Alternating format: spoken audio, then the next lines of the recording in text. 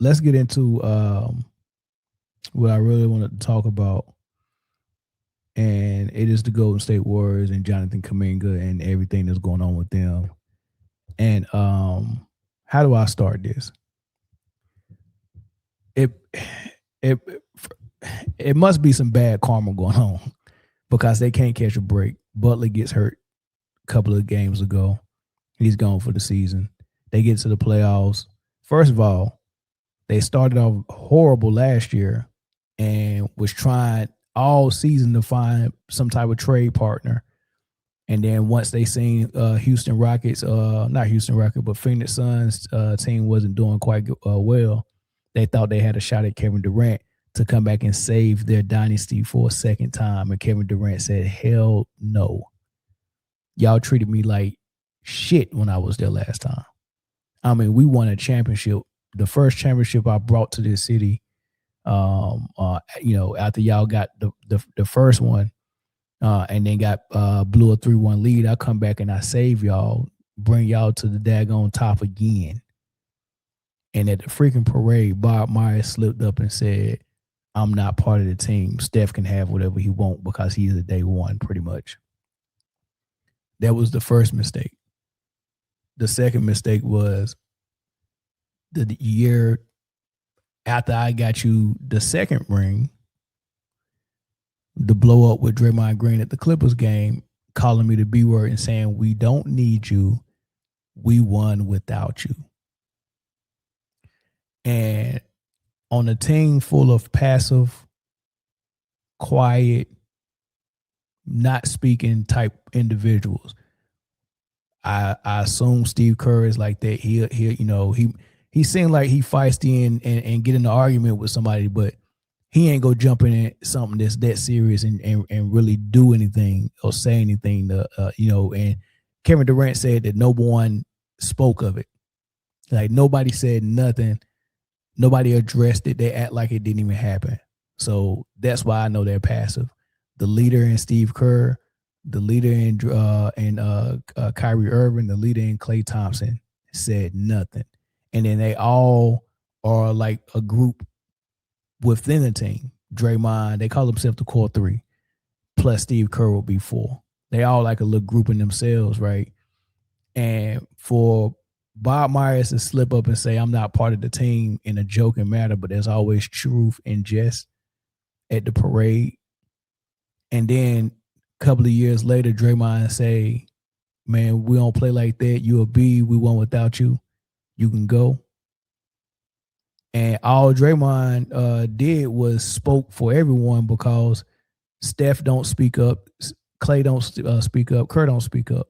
So Kevin Durant, for all he know, was like, if Draymond said that and he's the mouthpiece for the team, especially the core group of players and coaches, if he's the mouthpiece for y'all and he said that and then y'all didn't correct it, y'all didn't come to me and nip it in the bud or come to me and tell me otherwise, then that means that he spoke for y'all. This is something that y'all probably said behind closed doors while I wasn't around, and y'all approve of that message.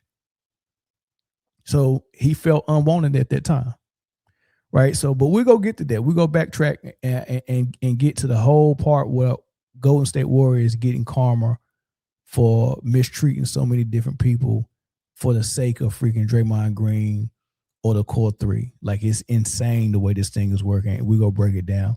But Jimmy Butler out, Jonathan Kaminga all of a sudden in and can get playing time and came and had a 20 ball off the bench. The crazy thing about it is they still let every man in the fourth quarter or in the first quarter come off the bench except Kaminga. Like, they cleared the bench. Everybody touched the floor except Kaminga.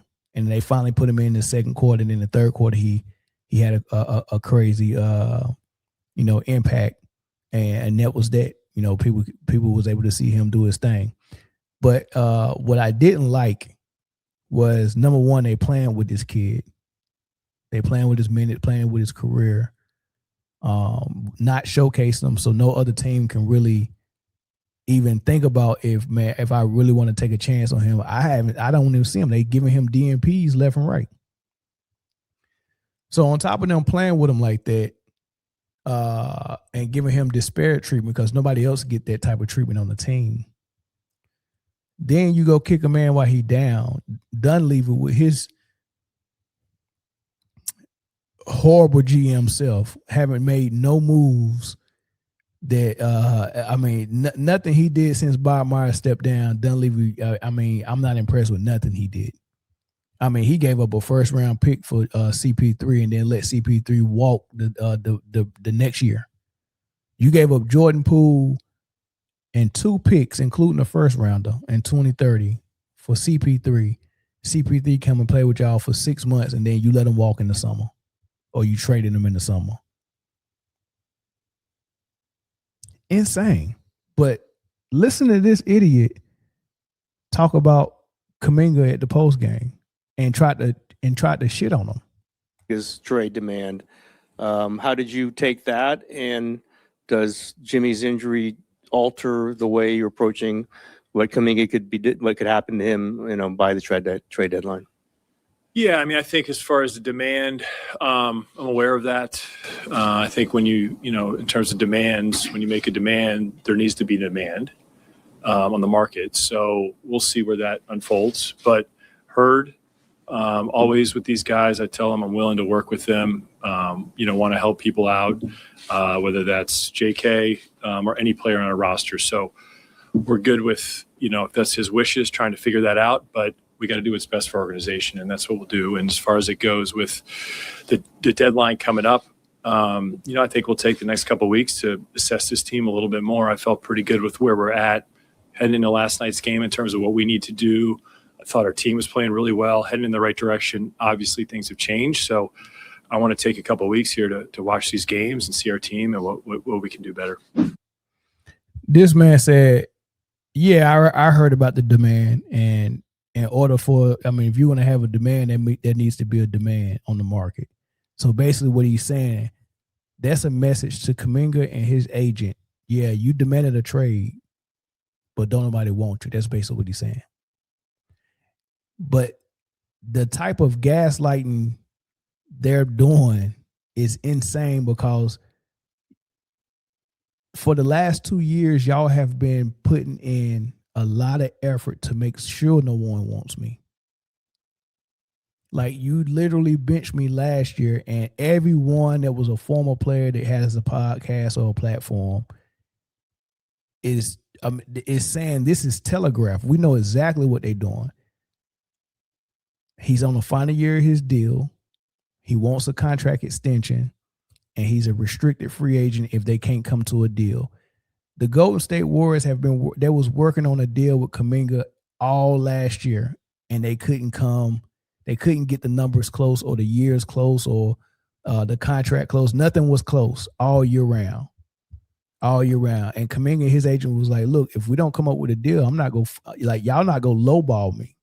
I know what I'm worth, and I go get what I'm worth out there on the open market, even though I'm a restricted free agent, and y'all can match any qualifying offer sheet that I sign. Y'all can match it and keep me. I'm still going to test free agency and see what I can get on the market. So as soon as they realized they couldn't get a deal with Kaminga, they decided, well, you know what we go do? We want to bench you. Therefore, when summertime come and you try to go out there on the open market, the teams is like, dude, we ain't seen you play for the last 4 months. Like, we don't know what you could do, right? We don't know what you could do. So they benched him. They didn't bench him for basketball purpose. They benched him because we want to keep him. We've been trying to negotiate a contract with you all year, and we can't come to terms because we're trying to get you on the cheap because we're paying so many other people big money, and we just traded for Jimmy Butler, and he was like, I don't want to play there unless I can get an extension. That's why he left Miami, because Pat Riley was like, nah, I'm not no dummy. I'm not about to give you no 50 mil. You 36. Why am I giving you 50 mil for multiple years? That's an idiot. That's an idiot move. So no, I'm not giving you that contract. So he gets pissed and was like, hey, I want out. And Golden State was like, hey, I'm your Huckleberry. Come on over here. We'll give you 50 mil. They had that agreement already on the table that if we trade for you, we gonna give you an extension. So he was like, all right, bet I'm happy as long as I get my money.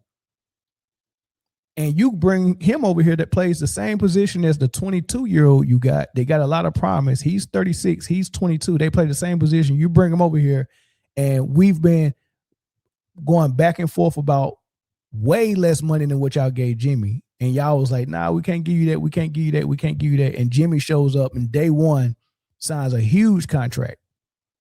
How do you think that made me feel? At my position, here's an older guy who dealt with injuries for the last 3 years, comes over here day one, puts the uniform on, signs an extension, and I've been daggone negotiating with you all year round, and we can't even agree on years or money or incentives or player options. Like, they was far off. So they benched him in hopes that if you don't play, then your value is not going to be high, which means if you test free agency, the qualifying offer that someone extends you will be something that we can afford.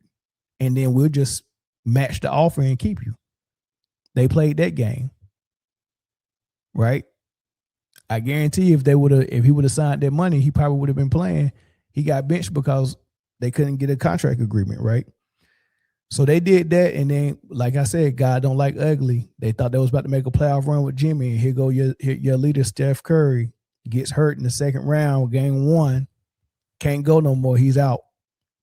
And then Jimmy Butler crapped the bed and couldn't perform as a number one. And now you had to daggone throw Kaminga in the game, and he's out there just balling. Just balling.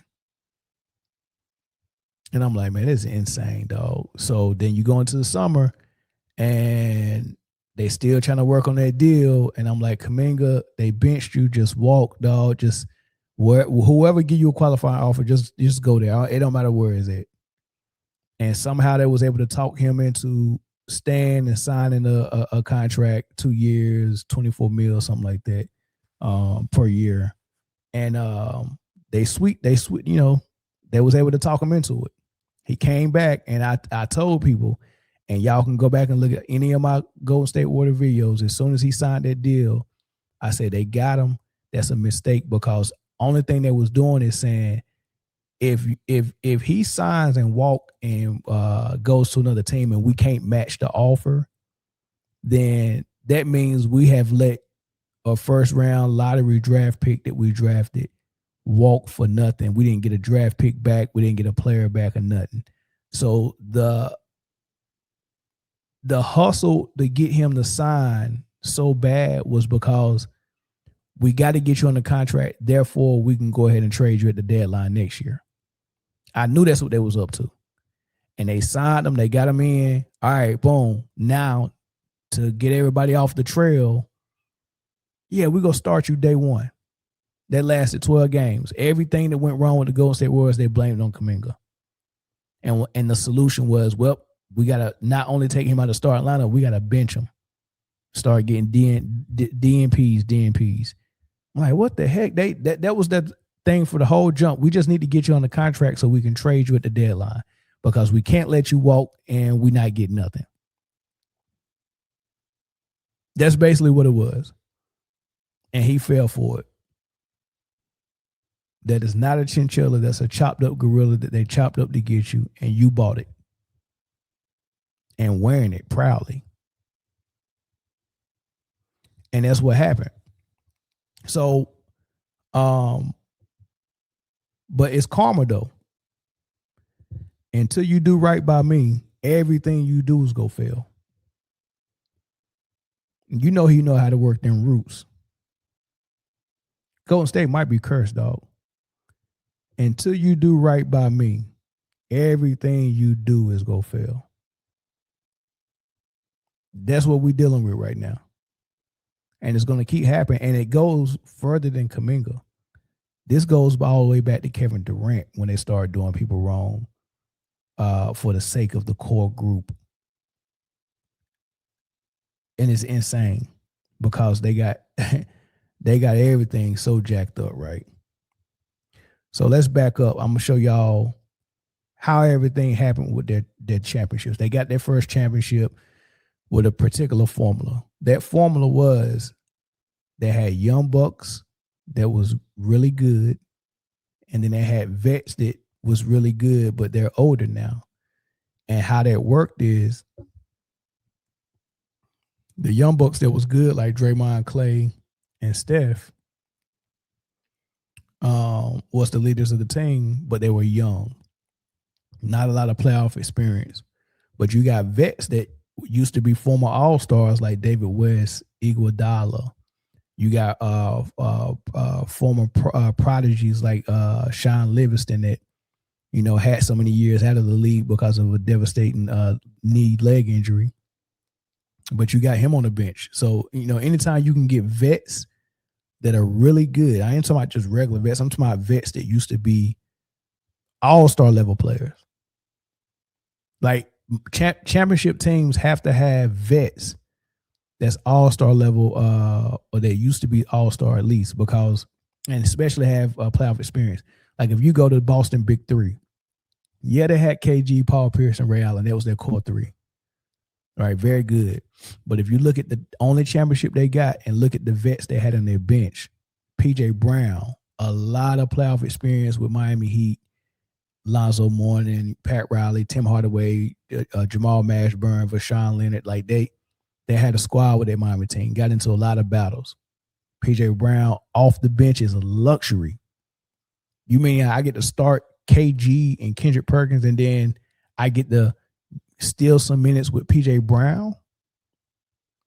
Defense, rebounding, IQ, everything, and can get you some buckets every now and then as well. But since he's old, he's not trying to I'm not trying to steal the shine from the young guys. I probably could start somewhere, but I come off the bench. But, you know, when you can get someone who probably still could start on a squad to ride your bench and come in and play meaningful minutes, that's when you know you got a good team. They didn't just have PJ Brown. They had James Posey. Great defender, great 3-and-D, hit the three. He could score like coming off the bench. Sometimes he started, but dang, that's for the most part coming off the bench, because they starting was Paul Pierce, Ray Allen, Rondo, Kendrick, KG. Right, but if Paul missed a game or something like that, they'll start Posey. But here's a starter that's on your bench: Sam Cassell, championship experience with the Houston Rockets, playoff experience with Minnesota and KG, playoff experience with Ray Allen, George Karl, Big Dog Glenn Robinson with the Milwaukee Bucks. So it's a good player. Championship pedigree, playoff pedigree, coming off your bench, backing up Rondo. And I mean, like, this is crazy. That's what you're supposed to have. They're vets. Now, what would it look like if Sam Cassell came in and said, Doc, I'm a vet, I need to start over Rondo? And not only do I need to start over Rondo, I need max dollars or something like that. PJ Brown said, no, I'm not coming off the bench by somebody that's younger than me, Kendrick Perkins. I need to start over him. You get what I'm saying? Imagine if they did that, right? That's what's going on in Golden State, right? So when you look at their first championship, I'll put this on the screen. Hopefully y'all can read that, but that's the first championship they got with Kevin Durant, 2016, 2017. If you look at the age, it's a green circle by their age. Kevin Durant was 28, under 30. Klay Thompson, 26, under 30. Draymond Green, 26, under 30. Steph Curry, 28, under 30. And then you look at their salary, they're the highest paid players on the team. Kevin Durant getting $26 million a season. Klay Thompson, $16 million a season. Draymond, $15 million a season. And Steph Curry had that weird contract, so he was getting paid the least out of the core four, which was funny. That's why he deserved his money right now. But He was getting 12 mil. That's how they was able to sign Kevin Durant. Because Steph had took that deal and it was more than a sweetheart deal. And Draymond took a little bit less than what he could have got as well. So they getting paid the most. Now, I just explained to you how the Boston Big Three had players like Sam Cassell, PJ Brown, James Posey coming off their bench. Very important because they're vets and they're old. So you got the under 30s in their prime, your best players leading your team. Now, here are players that are over 30 with the red circle that's sitting on the bench that probably could still start. Like Iguodala could have told Steve Kerr, I need to start. I'm Iguodala. I'm a former all-star. I've been a number one option on Philly's team. They felt so good about me as a number one option. They was comfortable letting Allen Iverson go. That Iguodala decided to go to the bench. Okay, I go to the bench, no problem, because he's done a couple of things. He's already had his huge contract with Philly, right? What most players do, they come in and they play on a rookie deal. You prove yourself on that rookie deal, they extend you for that rookie deal, and sometimes that extension be, if you play very well, be one of your biggest contracts. You at least got to get that big contract. Some players are lucky enough to get a second big contract. But after that second big contract, especially if you haven't won yet, they start sacrificing and saying, I take a lesser role. I'm past my 30s. I tried in my prime to make all the money and lead a team. It didn't work. Now, since I'm at the end of my prime, I take less money, play on a championship team, and help coach and develop these young guys. You don't think Iguodala was instrumental in Clay and Draymond Green? Of course, he's 5 years older than them. As a matter of fact, he's more than 5 years old. What was he, 33? Draymond was 26, so he's 7 years older than them. That's a lot of years. So he was a vet. He didn't beg for all the money. He's not making more than the guys that's on the starting lineup. He wasn't asking for the minutes or the money. I already had my time. It's time for me to move out of the way and let somebody else get their time. And Iguodala did that. Sean Livingston didn't ask for all the money. He's past his 30s. Took a bench role. He could have been a starter somewhere. Zaza Pachulia, I think he did start, but still, he's past his 30 on a vet minimum. He's not asking for all the money. You look down at David West, he's 36. He was making under $1 million a year to play with them. He just got finished being an all-star with a CP3-led team in New Orleans. He was a number one option for them. He didn't come and say, I need to start over Draymond. Iguodala didn't say, I need to start over. Neither one of them. So you got David West, Sean Livingston, Iguodala past their 30, Matt Barnes as well, Zaza Pachulia, all of them past their 30 saying, we're going to take less money. We're going to take a less role on this team. This team belongs to Kevin Durant, Klay Thompson, Draymond, and Steph. And we just go play the background and make sure that when y'all need us, we there. But we helping y'all succeed. We taking less money and less minutes and less of a role, and we being leaders in the locker room. That's the formula. So what was supposed to happen, what Bob Myers was trying to do, is once they got one championship, then they got 2 with Kevin Durant, then 3 with Kevin Durant. Then they lost 1 with Toronto. Klay gets hurt. Kevin Durant gets hurt. Then you got that down year. Then Klay comes back. You and by all those 2 down years they had, he saw the writing on the wall. Oh man, we just lost Kevin Durant to an injury, and he walked in free agency. We lost Klay to an injury. The following year, we lost Steph. He broke his hand. We lost him to an injury. And he was like, man, time is ticking. I need to find the replacements for my core 4 so we can keep this dynasty rolling, which that's what you're supposed to do. So what Bob Myers was trying to do was draft well, trade well, do some things right. The first thing he did was ask Kevin Durant, "Hey man, you going to Brooklyn? You know, can you do us a favor and do a sign and trade so we can get something for you?"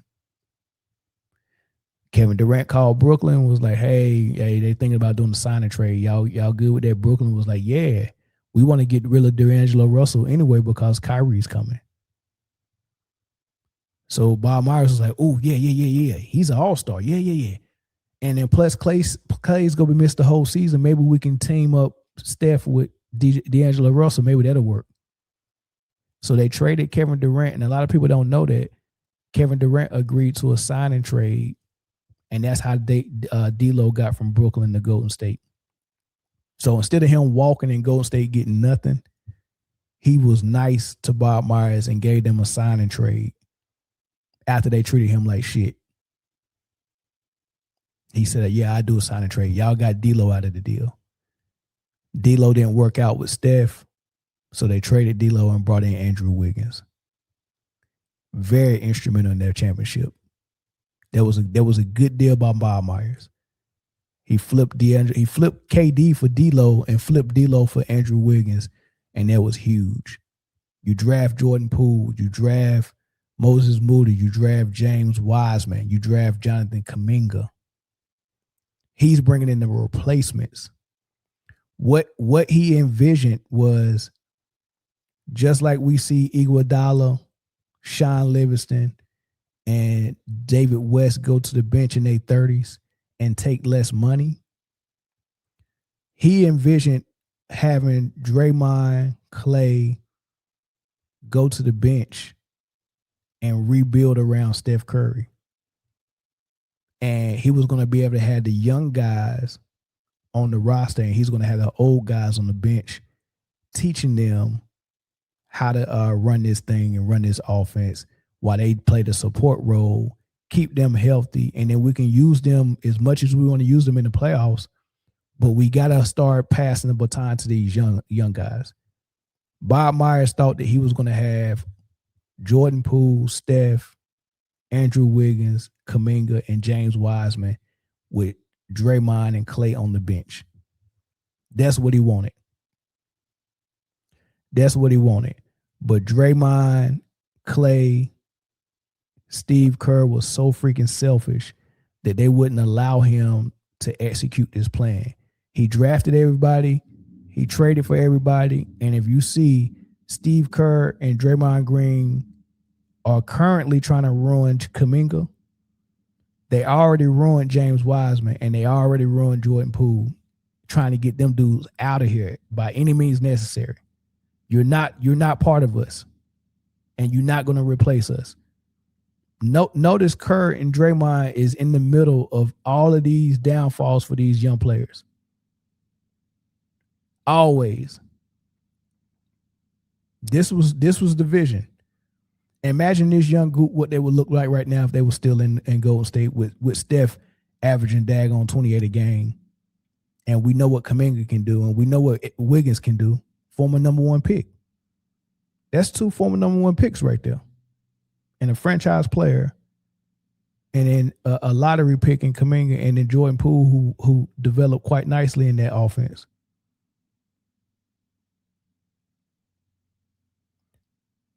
I mean, when they won that championship with Boston, it was the same formula. Andrew Wiggins was a young guy.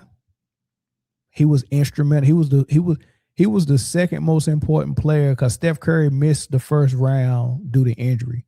Jordan Poole and Andrew Wiggins was the 2 most important players in that first round in that playoffs. Maybe Clay as well. Second round, I think Steph came back. Jordan Poole was playing so good. The first game Steph came back, Steve Kerr didn't even start him. He was like, I can't pull a young fella out. Jordan Poole balled the rest of the playoffs. Steph Curry, of course, started the ball. Andrew Wiggins was destroying folks. His series against Dallas was so crazy. He dunked on Luka too. It was something nasty. Right? Andrew Wiggins and Jordan Poole and Gary Payton was so important to this roster in that championship. And against Boston, Draymond was almost unplayable. He got benched twice by Steve Kerr. He was almost unplayable. And I was like, this is the perfect transition. Draymond is showing you it's time to phase him out. And the way Jordan Poole outplayed Klay Thompson, it's time to fade both of them out. Steph still was Steph. All they had to do was explain to Klay and Draymond that, hey, look, what Iguodala and David West and Sean Livingston did for y'all, now y'all have to do for these new guys. We still want y'all on the roster, but you need to take less money. So here's the formula again. Kevin Durant, Klay Thompson, Draymond Green, and Steph are all under 30. They're making the bulk of the money on this roster, and then they got vets on the bench like Iguodala, Sean Livingston, and David West. Zaza Pachulia, Matt Barnes. After they won the championship, Draymond Green and Steph and Klay did the complete opposite. They got greedy. They have already had their huge contracts. I want to say they had their second huge contract as well. They got so greedy, they was going for their third huge contract when it was time for Jordan Poole, Wiggins, and Gary Payton to get paid. They couldn't even pay Otto Porter Jr. Otto Porter Jr. outplayed Draymond Green in the finals. Wiggins outplayed everybody except Jordan Poole and Steph.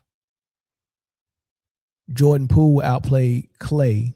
Like, it was obvious what you were supposed to do. Move on from them, but you're a Warrior, so we want you to stay. But we can't pay you your max again. That's your third max contract. We can't give you another one. We got to pay Jordan Poole. We got to pay Wiggins. We got to keep those young bucks. They way younger than y'all. But what did Draymond do? Knock Poole out senseless. That anger was because he knew Poole was going to get paid. That anger was because he knew Poole was going to get paid. And as a result, Poole got his money, but they traded him. As soon as they traded Poole, what they do that summer? They gave Draymond a 4-year extension. So now this is this year's roster. Steph Curry is making $59 million, and he's 37. I'm gonna go back to this. Look at David West, 36, making $900,000, almost $1 million. Matt Barnes, 36, making $242K. Zaza Pachulia, 32, making almost $3 million. Sean Livingston, almost $6 million. Iguodala, almost $11 million. All of them are past their 30s. The oldest one is 36, Matt Barnes and David West. Iguodala, 33, Zaza, 32, Sean, 31. But you're a vet. You already got your paycheck, right? So you should be okay with taking less money for the greater good of the team, right? Boy, them boys did the opposite, boy. Look at all the young guys. Kaminga, 23. Moody, 23. I don't care about those other guys because they ain't even all that good. But the two main guys that they was what's supposed to have been on this roster was Jordan Poole, Andrew Wiggins, Moses Moody, Kaminga, James Wiseman. That's what's supposed to be on the roster. All of them would have been under what I think Andrew Wiggins would have been. I think he's about 28, maybe 29. So he would have been kind of old, but still under 30. Everybody else, look at these 23-year-old guys. 23.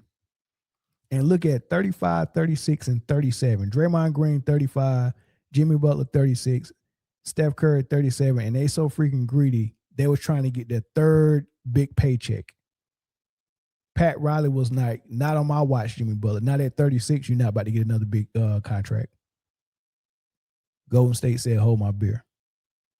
So instead of them going to the bench and taking less money and letting the young bucks rock out, supposed to have James Wiseman, Jordan Poole, Jonathan Kaminga, Moses Moody, Andrew Wiggins, Gary Payton. That's what you're supposed to have. But they said, nah, we're not going to do what they did for us. We're not going to do what Iguodala did for us. We want the money and the minutes. And we want you off our roster. The dudes is supposed to be helping them. It's supposed to be the future. They said, nah, we're going to keep it rolling. We 37, dog. We 36. I get Steph is that good at 37. I get that.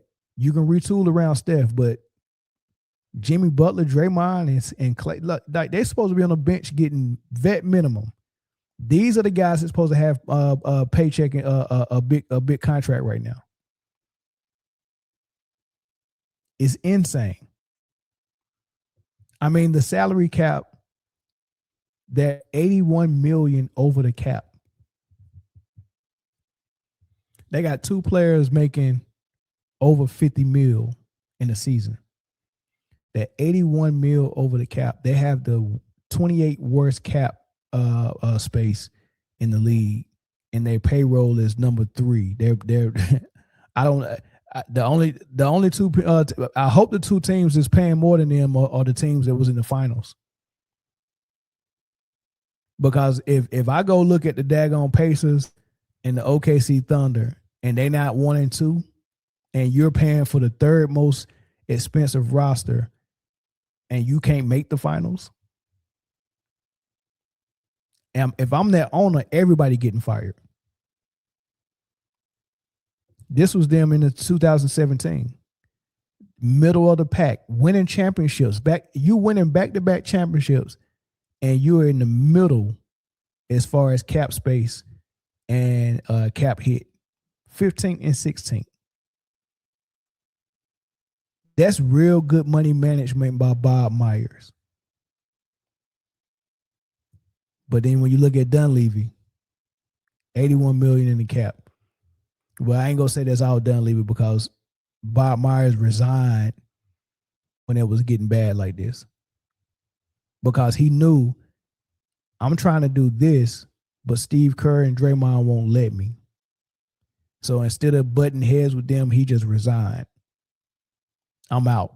I can go home and play with my kids and work and be a dad and a husband before I come out and I'm telling the owner we cannot pay Draymond Green and Clay what they're asking for. They have to take less money. And they keep talking the owner into paying more and more money, and it's not working.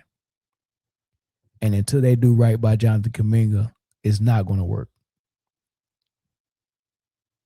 Right? So let's go down the timeline. Let me get to some of these comments first, though. I got a lot of comments in here. $25 million to put up triple singles. 41-year-olds can dunk on a cupcake league. Oh man, these comments are funny, man. I should have been reading them. Curry need to speak for those young guys, man. Curry ain't got no voice, man.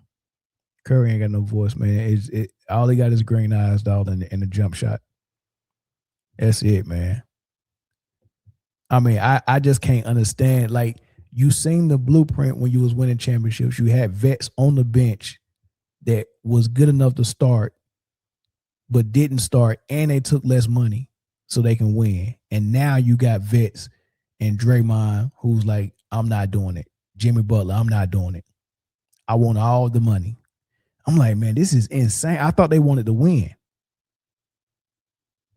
David West wanted to win. Landry Barbosa wanted to win. These dudes just want the paper, man. They fooling people. They fooling everybody. And I guess they fooled Steph because I think Steph really thought that they was trying to help him win.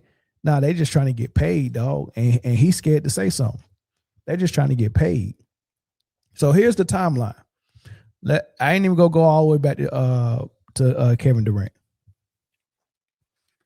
I ain't even gonna go that far back. Let's start when they won the championship against Boston. Because the first championship they won, you know, they pulled themselves up by their bootstraps. That was very big deal for them. But they played a Cleveland team that didn't have Kyrie or Kevin Love. So in the back of their head and in our minds as well, you beat a banged up team. Do it again so we know it's real. They get back to the finals after winning 73 games out of 82, 73-9. They up 3-1, and then they blow the 3-1 lead. And they realize a healthy Cavs team is a problem, and we might not have the answer for LeBron and Kyrie. And they panic, and then they said, oh my God, Kevin Durant, come help us. So Kevin Durant shows up. You get another ring very easily. The second ring, get another one very easy. It looked like you about to get a third one very easy, but Kevin Durant gets hurt. Then Clay gets hurt. And then you had 2 down years, and you stacking up draft picks and young players, and Bob Myers got this replacement plan ready for when the vets are ready to fade to black and go to the bench. But this is what happened. They pulled themselves up by their bootstraps again and won a 4th ring against Boston. Everybody's healthy. Steph finally got his MVP. You know, they felt validated. And immediately, Wiggins knew he was going to get paid by how he performed. Peyton knew. Jordan Poole knew. As a matter of fact, when they was popping champagne in the locker room, Peyton, Wiggins, and Jordan Poole was looking at each other saying, you about to get paid. And they was like, no, you about to get paid. No, we about to get paid. They knew that was about to get paid. Like, we performed amazingly. And we was the best ones besides Steph. We was the best ones. So we know we about to get paid. Right? How did you think Draymond felt knowing that Jordan Poole, Wiggins, and Peyton is about to get some money, knowing that his contract is coming up as well? Right? If you backtrack to when him and Kevin Durant got into it in that Clippers game, what you don't know or what you don't remember is that Draymond Green was in the middle of his contract negotiation that year with his agent in the Warriors. The Warriors put him on ice and said, we're not even going to talk to you until we figure out how much we got to pay Durant. And Kevin Durant was so mad at the Warriors that he was like, man, we just gonna wait till the season is over with. I don't even want to talk about it. I'm just concentrating on getting this ring. So imagine Draymond's agent coming to tell him, hey man, I'm talking to him because he wanted to get a deal done during the season. And his agent was like, I'm talking to him, but they put me on ice. They saying we can't sign nothing with Draymond until we realize how much Kevin Durant go hit us for. And Kevin Durant was saying, wait till the end of the season. And Draymond was like, dude, I'm not no superstar. Like, I need to strike while the iron's hot. What if I get hurt? Like, he's frustrated. He's not KD, he's not Steph. He got to secure this bag. He's got to secure this bag. I mean, he was on a rookie deal.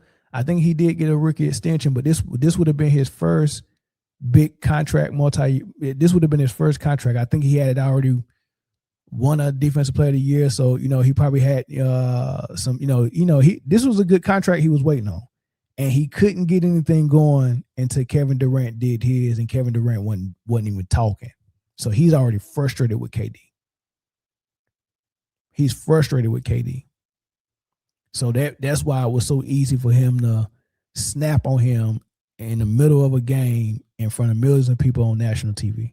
Snapped on him, and then didn't just snap, went to the bench, continued to snap, and then said some stuff that, dang, man, you say that to me, we might not ever be friends again. You said that type of stuff for everybody to hear. Not only did he say it, he said it almost like this is how we all feel.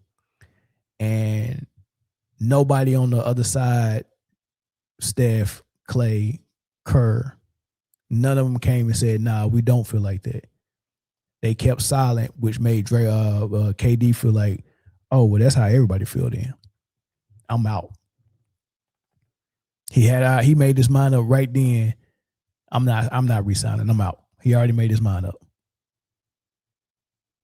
Then it made it worse when what Draymond did got swept under the rug. I think did they suspend him a game? I think they suspended him a game, And then they just didn't even talk about it. Nobody came to Kevin Durant and was like, yo, we don't feel that way. And we need to get Draymond in the room. We gotta fix this because we're trying to win a championship. But that's not why we need to fix it. We need to fix it because we're supposed to be a family. We're supposed to be a team. And he said that.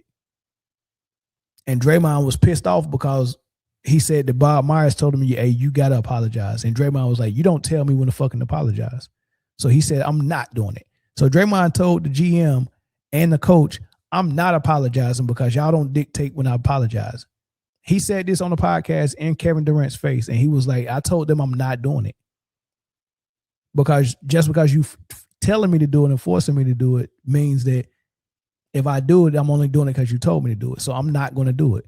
I kind of get it, and then I kind of don't get that.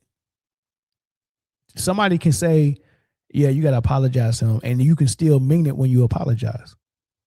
But he's saying just because it was your idea for me to apologize, which is crazy because why the hell wasn't you thinking that from the jump? Why somebody had to remind you or tell you there was a foul? So he said, I'm not apologizing. One of the first signs that Draymond Green is out of control.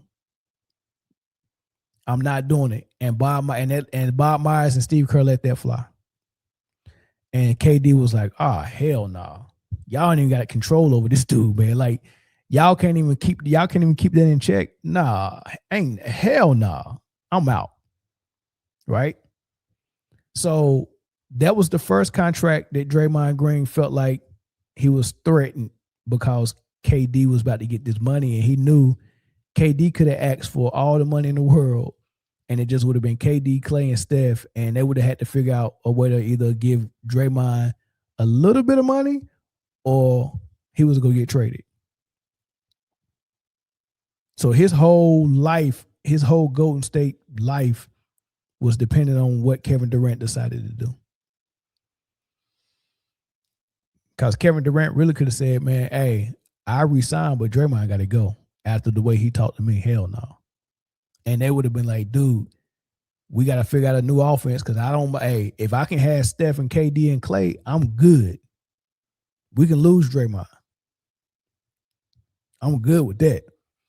So that was Draymond's first time feeling threatened. And when he is threatened and backed in the corner, he strikes. His little emotional, he's an emotional titty baby. So, he couldn't fathom that, man. He felt threatened. So that was the first time he lashed out. So fast forward to the Boston series, he's up for contract again. But this time it's not KD that's about to get the money. It's Jordan Poole. And Draymond is pissed. Even after they won a championship, you in your first or second week of training camp, after y'all celebrated all summer that y'all the champions, you come back to training camp and you so wound up that some words, some trash talking at practice made you go and walk up to a guy who ain't about that life, who's obviously smaller than you, who obviously not a fighter, and you just won a championship with him, and it's your teammate and your brother. You go and you knock him out with all the force and might that you can muster up. This man had Rosa Parks, Martin Luther King, and all the Zulu War ancestors behind his fist when he swung and hit that boy. And this is all because trash talking at practice. And it is my thought process that he was so frustrated that Poole was about to get that money, which would have signified that he wasn't going to get the money. And he was either going to have to sign a small contract or find a new team. That I think this was the second time where Golden State was like, yeah, we think we can move on without him. Because Steve Kerr could barely play him against Boston. They was playing Otto Porter Jr. And the young guys won them that championship. The young guys along with Steph Curry. Steph Curry was Steph, but Jordan Poole was Jordan Poole, and Andrew Wiggins was Andrew Wiggins, and Otto Porter Jr. was Otto Porter Jr. Clay and Draymond was, hit or miss, we can do without you. So the proof was in the pudding. Just like their first championships, where the old guys was on the bench getting less money and the young guys was on the floor getting the money. That's what Golden State was about to be structured like again. They would have signed Poole. They would have signed Wiggins. They would have implemented James Wiseman in, and that would have been the new Warriors moving forward, and Draymond and Clay would have been bench players getting less money. That way they wouldn't be 81 million over the cap, right? Like they are right now. You're not supposed to pay old dudes that type of money. 50 mil for a 37-year-old and a 36-year-old? No way. So as a result,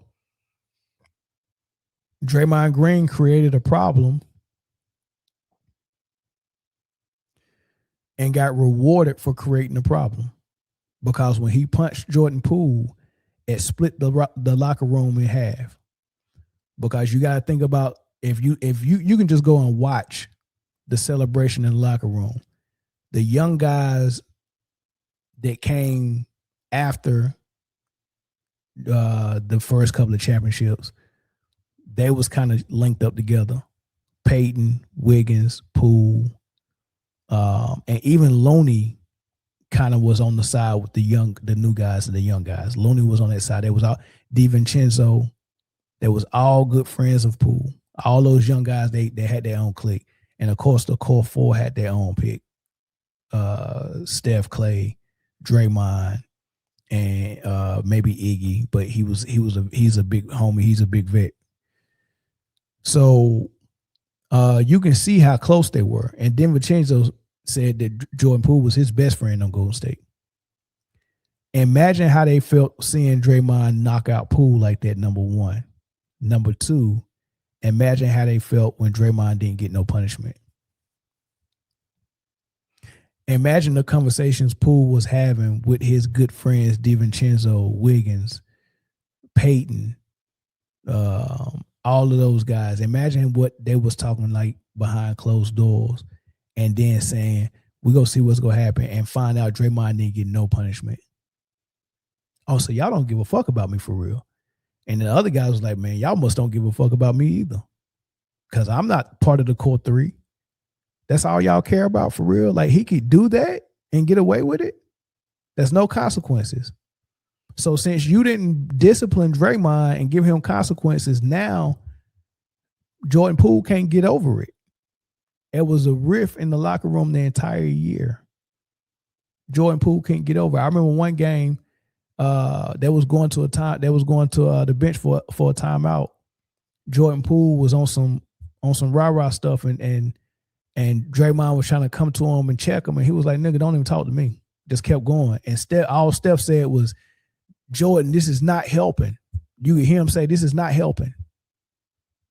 That was blaming Jordan Poole all year for being disgruntled by getting knocked out by his teammate, going to sleep, smelling salt. They had to wake him up. And then all of it gets caught on film. And we talked about it on every show, every podcast, every YouTube channel, ESPN. We talked about it for a whole month, showing the video. Pow! Just going to sleep. People rewinding it. People flipping it upside down. Oh, it looks funny you're upside down. Doing all types of stuff. Putting voiceovers on it. Blank man J5. Like just all random voicemails and voiceovers, and that was just crazy. Just clowning them. And he got to look at this Magilla gorilla looking number 23 with a backpack on, shooting threes, smelling Steph Curry jock strap. Like he got to look at this every day, knowing he didn't get no punishment. He just walking around like, yeah, I got the last laugh, man. They can't do nothing to me, dog. They ain't gonna do nothing to me. I'm Draymond. I bought them 4 championships. What you bring them? You get what I'm saying? He got to deal with all that. And I was like, dog, man, like how I'm supposed to work? And you checking me for not letting Draymond come in and check me during the game, and you go come check me, tell me it's not helping. What the fuck are you telling Draymond Green eyes? What are you telling him, Steph? Because I ain't never seen you check Draymond. Last time I checked, Draymond kept getting texts like 3 years ago and getting tossed out of the games, and freaking Steph Curry was crying on the sidelines. Like, come on, man. I can't, like, he was crying because it was like, man, you getting kicked out another game, dog. We need you. We trying to make a playoff push. You getting kicked out again. And he was freaking crying on national TV. He'd rather cry than check Draymond. How can that be your teammate, dog? You can't even say nothing to him and you the leader. But you go cry. Imagine Michael Jordan crying because Rodman kept getting texts. Michael Jordan over there crying. Are you serious? This same dude cried after game 4. They up 3-1 in the finals. Nick Young said Steph Curry came in the locker room boo-hooing like a baby. Why was Steph Curry crying? Because last year he didn't play well and KD got the finals MVP. Then the next year, Kevin Durant and Steph both was playing pretty good the first 3 games. You know, so it was up in the air who probably was gonna get the MVP. But that game 4, Kevin Durant had a crazy triple-double on, which is unreal. And they won. And Kevin Durant played phenomenal. And here's your teammate, the leader of the team, coming in the locker room crying because he knew it was over. He knew he wasn't going to get MVP after that performance. He's crying. This is your teammate crying because you about to get another MVP. And KD wanted Steph to get an MVP so bad that he was trying not to go off. He was trying to help Steph get the MVP, but I mean, he couldn't help it. The shots just kept falling. He cried. When Kobe was up 3-1, and the reporter said at the post game, Kobe, how does it feel? He said, how does what feel? He was like, you're up 3-1. He was like, so? Job's not done. Job done? No, job's not done. The job's not done. That's his attitude. Nah, Steph. KD about to get another MVP. Are you serious? This is a leader crying like you about to win. Can you imagine Michael Jordan crying because Scottie Pippen had a triple-double and we're about to win another championship and I won't get finals MVP? Can you imagine Tim Duncan doing that?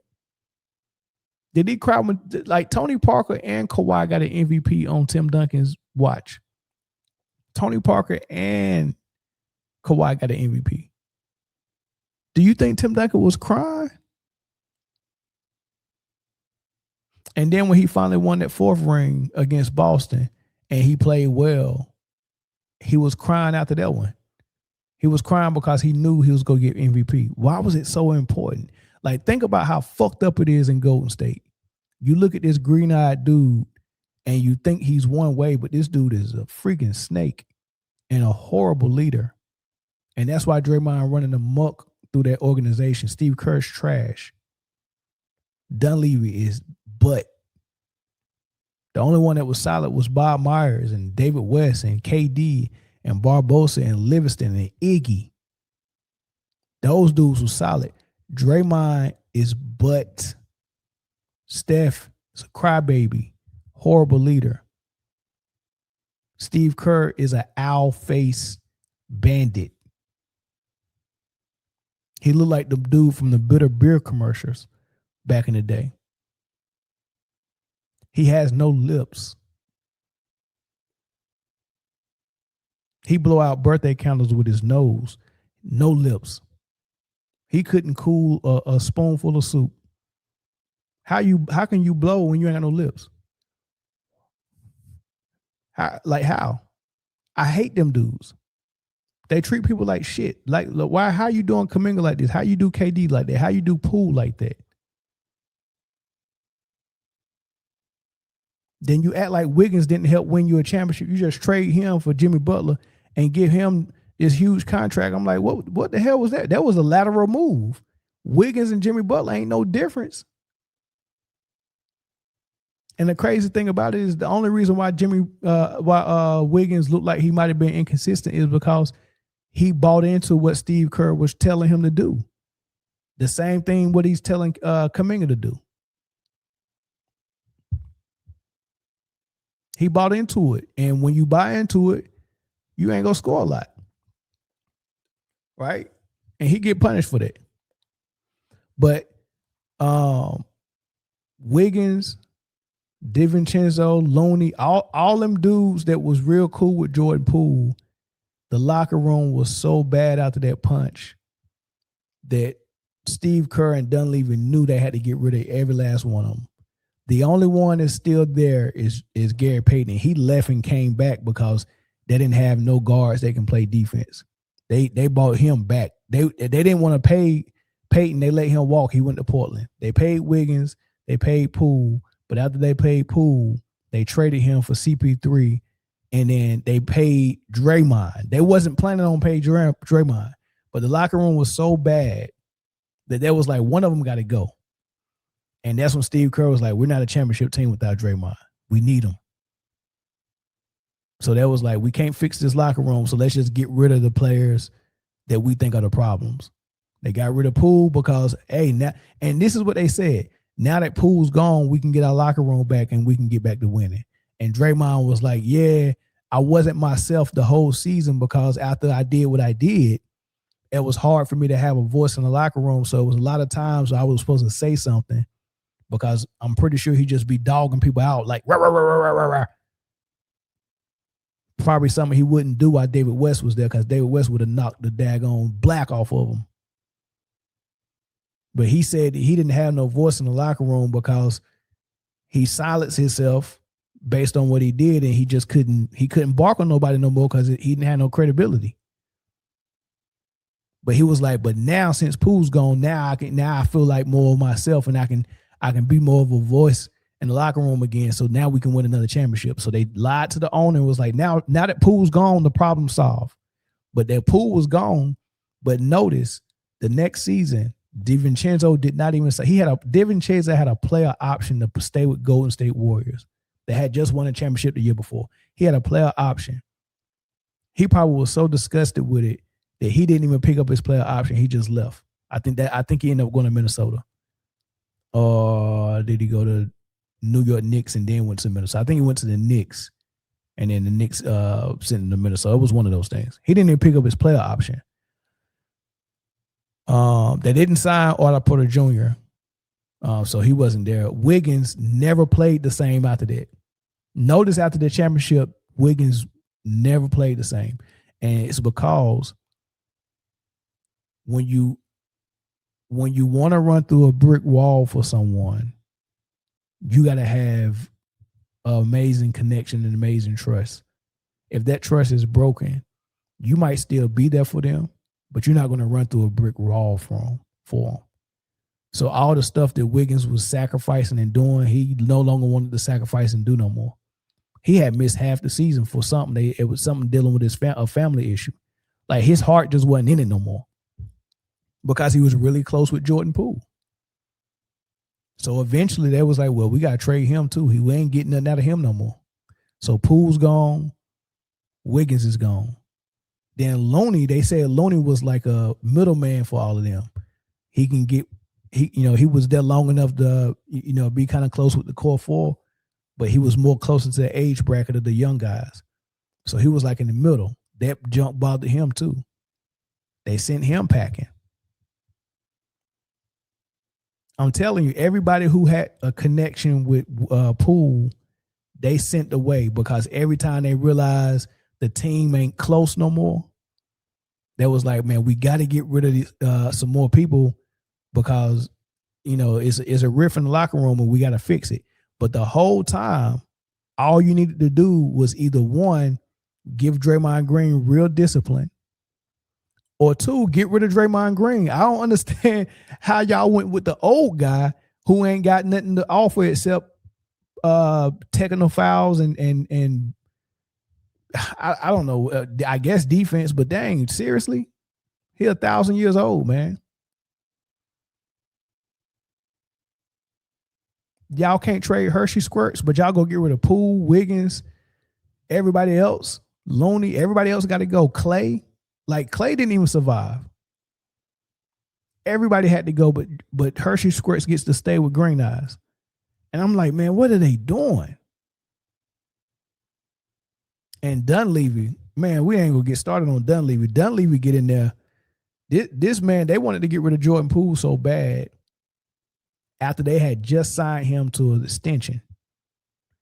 They traded him to the Wizards.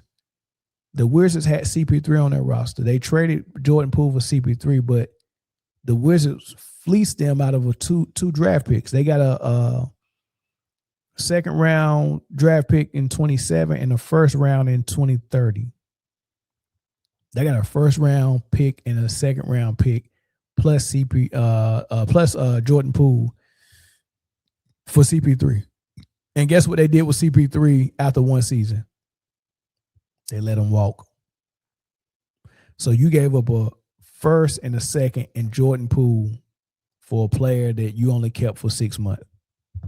And this is the new GM. This is Dunleavy. Just doing idiotic stuff. Your first mistake was signing Draymond Green to 4 years. Then your second mistake was letting Poole go for along with a first round pick and a second round pick, getting CP3 back and then letting CP3 walk a season later. Just unreal, right? So the punch happened. The locker room was divided. Poole got to go. You keep Draymond. So you're not punishing this dude. He still ain't got no real punishments. Then you let Clay go. Then you did the same way you doing Jonathan Kaminga now, you was doing James Wiseman like that. You screw him over, got him up out of there. Also, you choosing Draymond Green over all these guys that could have been your future. You choosing Draymond Green over all of that. And the reason why they're having so much bad luck, nothing they do is going to work, is because, one, all the old dudes is still trying to be the young dudes. They're 37, 36, and 35. You supposed to be on a freaking bench making a vet minimum. And I'm four brothers getting their money, but daggone. How many max contracts you go sign with one team, dog? They on their fifth last dance. Michael Jordan got one last dance. And they won a championship on their last dance. A back end of a three-peat. Imagine being the GOAT, having the GOAT coach in field and a GOAT co-star and Pippen, and you just completed a three-peat, and y'all want to stay and try again next season, and the ownership and the GM is like, nah, dog, your time is up. We can't keep moving with you. We'll re-sign you, Mike, but we not giving Scotty no money, and Phil got to go. That's what they told the GOAT, who just completed his second three-peat with this coach. They said Phil got to go. The coach got to go. Steve Kerr and Draymond got more job security in Golden State than Phil Jackson and Scottie Pippen had with the Bulls. Let that sink in.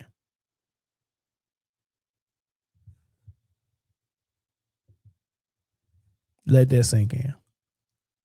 So they knew their last dance was up. They was like, man, ain't nobody getting signed after this, dog. Unless Mike, you stay, you can stay. We'll rebuild with you. But Scottie Pippen and Phil got to go. So they was like, well, we leaving then. If Scottie and Phil not here, I'm not here. I'm retired. All right, well, this is the last dance. They got their last dance. They won a championship and they all went home. Well, the Boston series with Golden State,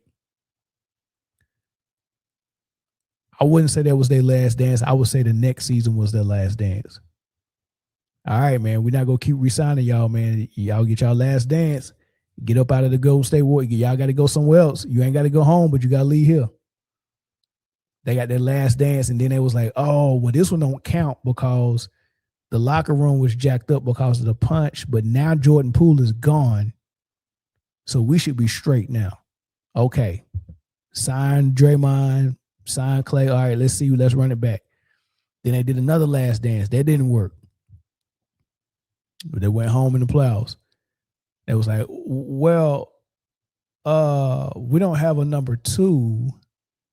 And when we got a real legit number 2 with Steph, we usually win. So let's get a legit number 2, and then let's see if we can win. It was like, all right, let's go get Jimmy Butler. All right, they got Jimmy Butler. Oh, he's a godsend. He's perfect. Oh my God, blah blah blah. They got clapped again, second round. And that was like, well, Steph got hurt, so that don't count. So this year is our last dance. All right, get another last dance. Now Jimmy Butler hurt. That don't count. So now maybe if we can do something at the deadline, let's get Michael Porter Jr. If we get Michael Porter Jr., then we might be in there. So when you get Michael Porter Jr., you go tell the owner, now we can win the championship. This is it now. We go win the championship now. And then when you don't win, you go be like, well, I got another excuse for you, but give us one more chance to do that. They on their 5th last dance, dog. Michael Jordan didn't even get this much loyalty. How many last dances y'all go do? How many last dances y'all go do?